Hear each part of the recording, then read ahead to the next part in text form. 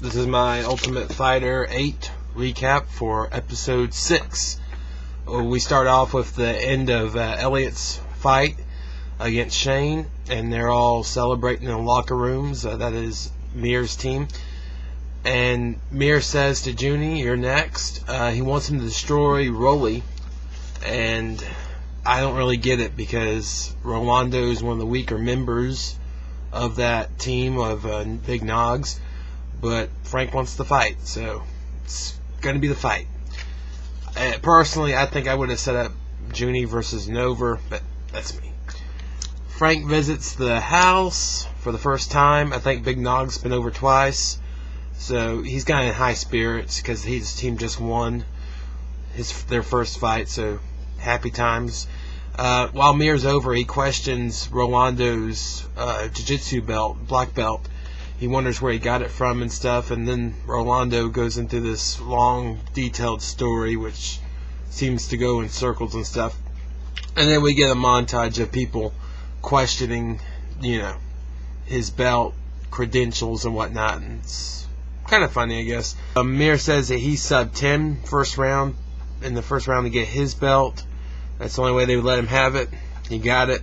It's kind of a funny story, and I never knew that. They threw it in his face in the locker room after he won. At the fight pick, Junie gave Roliando a black belt, and then when Roliando threw it back to him, Junie shoved Roliando and spit on the belt, which was on the ground at this point. It seems like really WWE type drama here. Just all started by Junie, but Roliando handles it well and kind of lets it roll right off of Rolly. So then we go to a little montage of Roliando getting a pep talk from Stanky. Then Stanky dons the pads to help Roliando with his boxing. Junie has to cut from 163, and when he does, they talk about him being 163. Then he goes and weighs in, and he's 158. He has an hour to make weight. Mir looks disappointed. Then you still got Mir looking pissed in the locker room or in the training facility as Junie tries to cut weight. He's wearing the sweatsuit, with garbage bags or whatever they make it out of. I think it looks like garbage bag material, but it's like a little suit that you buy. They finally take it outside because I guess it's hot in the Vegas sun when this is being shot. I think it was in early summer. And they got him on the bike, and Junie bitches here and there, but most of Frank's coaching staff just keeps him on the bike and keeps him going. So we get back, and Junie makes weight. I think it was 156. He gets that grace pound in. Good for him. And also, something I noticed here after the weigh-in where you have to strike the pose and stuff, he offered a handshake with Roliando, but Roliando didn't return the favor and just kind of walked away as Junie slapped him on the midsection. So he was trying, I guess. I don't know if that's a big step for Junie. Junie versus Roliando. Round 1. Roliando gets taken down by a kick. It was right at his heel, but is allowed back up by Junie. Roliando scored some knees and kicks as Junie toys with him, taunting him the whole time. I mean, he's tapping his own face, hit me here, hit me here, hit me here, just acting the fool. And Roliando fails a takedown, but Junie gets out of side control and stands. It was kind of a weird spot. I guess Junie respects his ground game a lot, I guess, because he got right out of that side control. I don't know. If I was Junie, I would actually try, some stuff there. But he seemed content to stand back up and be hit in the face some more. Junie strikes. Okay, Junie strikes more as the round ends. So it seemed like Junie was turning it on within the last minute of the round to try to make it look impressive. Or maybe that's how he fights. Maybe he has to have it turned on for him. Or maybe he would, wanted Roliando to get the first round. I'm not sure.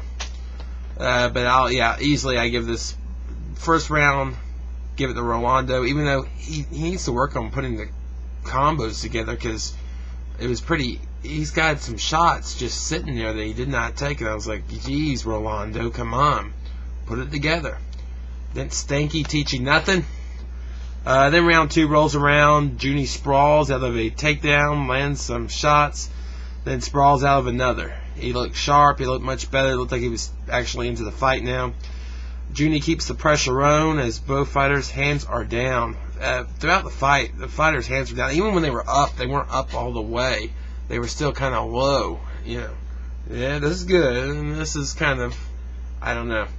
Junie's, I mean, he had good, fast hands, but he just has poor technique. And Roliando, I don't think he has any at all, just stand-up technique.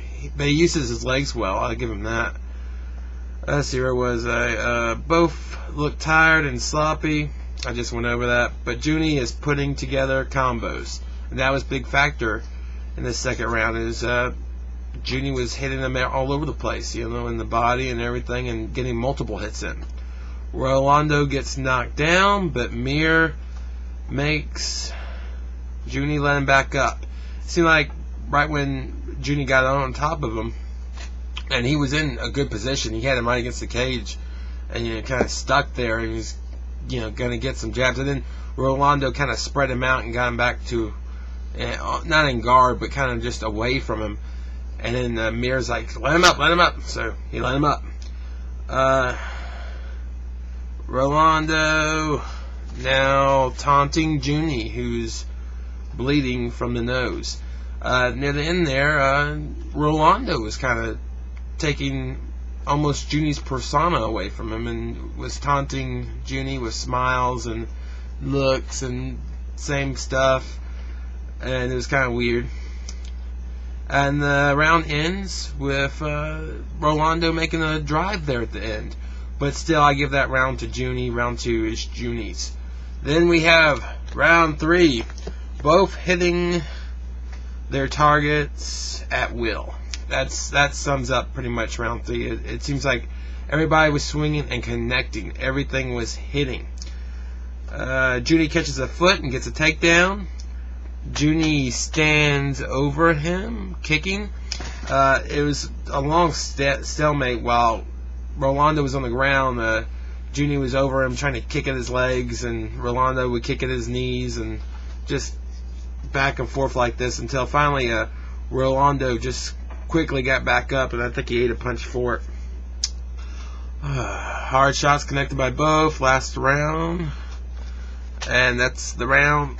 Actually, it was weird because the last seconds it seemed like Roliando wasn't doing anything while Big Nog was screaming at him to do something, and I wish he did more. But the last round, I give that to Junie, and I noted it earlier in the third round. That takedown, to me, it was pretty much even, but Junie got a takedown. So I give the fight to Junie. Okay fight. If I was just looking at this fight, as I didn't know who these guys were, and these guys were just some guys, I wouldn't think they would have any shot in UFC. That's just me. Junie wins a split decision, and Junie thought Roliando won and makes men's with Big Nog, which is, I guess it's okay. If Big Nog accepts it, I'm alright with it. In the back, Roliando was crying. It was kind of sad. He looked sad and depressed. He apologized to his teammates for not winning. Blah, blah, blah. Then they showed the teaser for next week, and it looks like they're going to do some weird training methods. Showed Mir's team wearing snorkelers and stuff, and it showed Big Nog's team kind of doing like big, huge grappling thing with everybody involved. Just everybody grappling, everybody running around, picking up people. And the teaser also is a prank. It looks like it's on Junie. It looked like a tombstone on his bed. So that looks entertaining. Woo! This was a so-so episode. It just focused on that one fight so much, and everything was depending on that one fight, and the fight really didn't deliver that well. It was an okay fight.